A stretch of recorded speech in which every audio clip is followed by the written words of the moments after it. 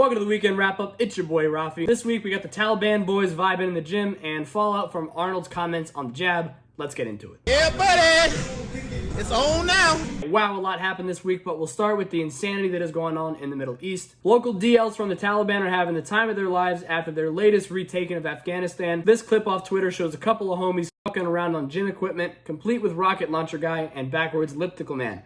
But the fun didn't stop there. They also decided to cruise around on bumper cars with what I'm assuming is an AK.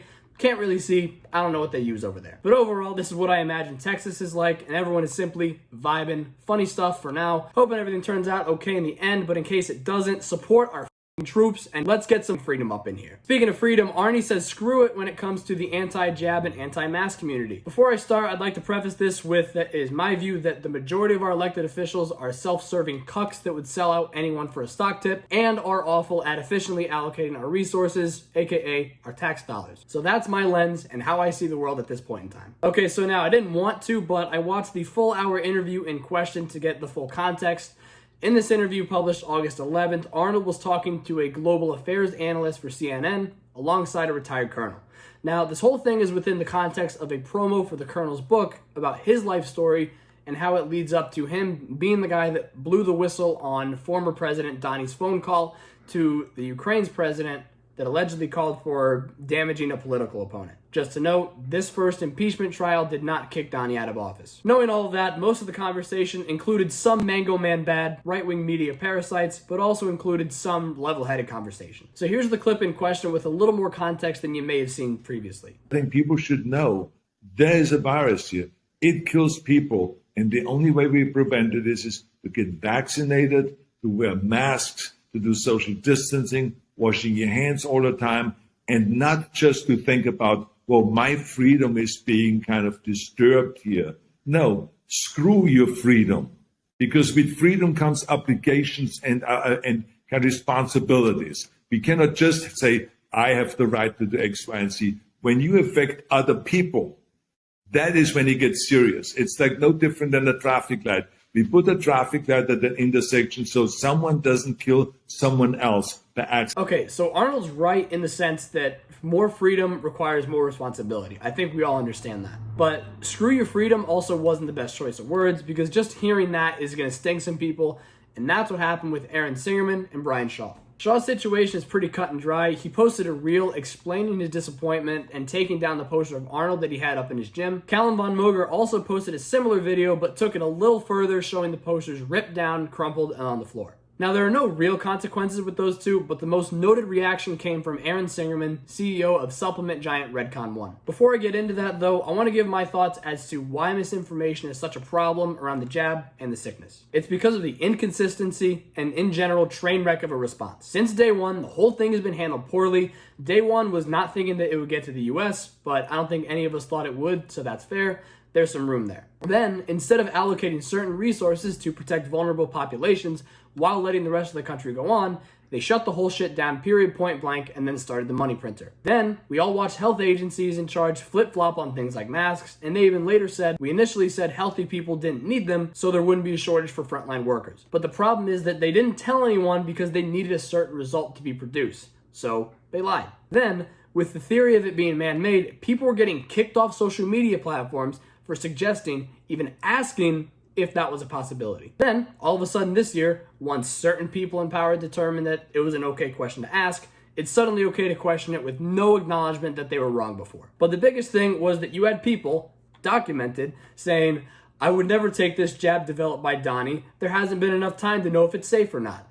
And then the exact same people, including ones that I know personally, all of a sudden said it was perfectly safe and well-developed once there was a new geriatric in the White House. Zero things changed about it, just the people in power. That is why people have questions and don't trust what the people in charge are saying, because no one has been honest since day one. And I didn't want to spend a ton of time on this, but people were asking me this week on about what I think of the jab. Context, I am not anti-jab.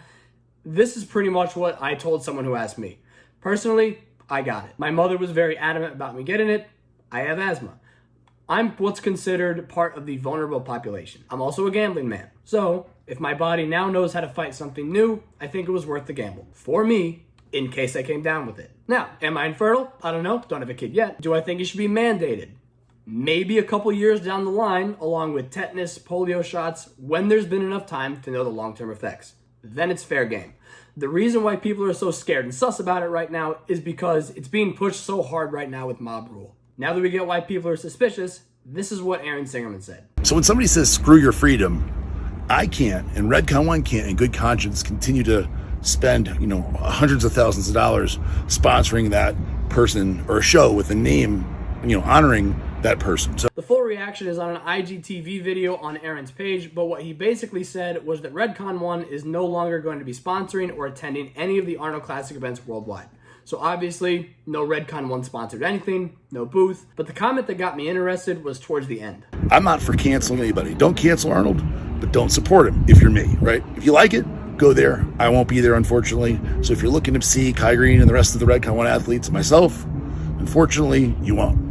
So that's all I had to say about that, and thank you. So that's interesting because other than Kai Green, those Redcon1 athletes also include Cedric McMillan, Robert Oberst, George Peterson, Blessing Awodibu, big names in the bodybuilding and the strongman world. I guess I didn't really consider that Redcon1 would ever pull their athletes, so this got me thinking. Aaron opened a Redcon1 gym in Boca Raton, Florida, with plans to open another.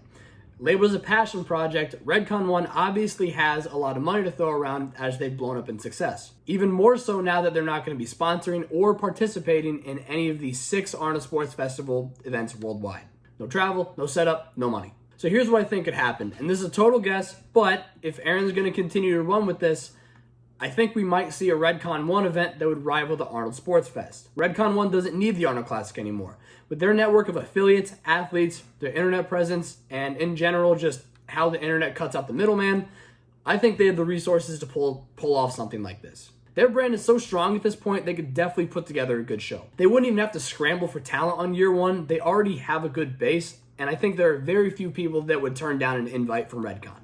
Again, total guess, but it would be hilarious if I was right. And if it wasn't even a thought, that's a $1 trillion idea, and you're welcome, Aaron. What I did find out, though, is that Arnold responded to all of this fallout in an interview with The Atlantic. So, like I mentioned, Arnold said, yeah, that it was a little much to say screw you freedom and call everyone schmucks, but the idea was right, and he just admits that he lost his temper. So that brings us to the closing thoughts. What should we think of Arnold? The answer, whatever the you want to think. Natty Meme had a really good post about the situation, making fun of people who worship Arnold to a fault, and some people even got pissed at the Italian Tank for reposting it, but if you can't take a joke, even if it's at your expense, what are you doing on the internet? Also, if it bothers you, just make fun of them back. It's fair game. Look, there's a really fine line between strong admiration and idolizing. You can't just erase everything that the man has done for people in and outside of the fitness world. The man is a living legend. That will not change. Regardless, you should avoid idolizing people at all times if possible. Be inspired by someone. Don't be a second-class cuck to someone that you view as a god. And today, I saw Muscle Wave USA's post about it. If you haven't followed that guy, please do. The captions are always beautifully written, and the one I'm talking about here is no different. I think he articulated the best take on this situation. To paraphrase the caption, Arnold the person is different than Arnold the myth.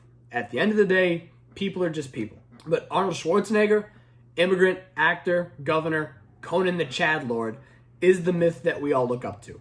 And that's fine. But someone else up or saying something that's against everything you believe in should not shatter your entire world. Once again, follow Muscle Wave USA, read that whole caption, he never disappoints. That's all we got for this week. Hope this sparks some conversation. With that being said, let's kick it to the memes of the week. I was absent for most of the week, so I just kind of scavenged what I could find here. This week we got Natty.meme, the Italian Tank Powerlifting, Bolo Swaggins, Jack 3D Memes, Memes Library Official, For the Gym Memes, Jim Stefan, and ArtGym.mp4, formerly known as Jackie.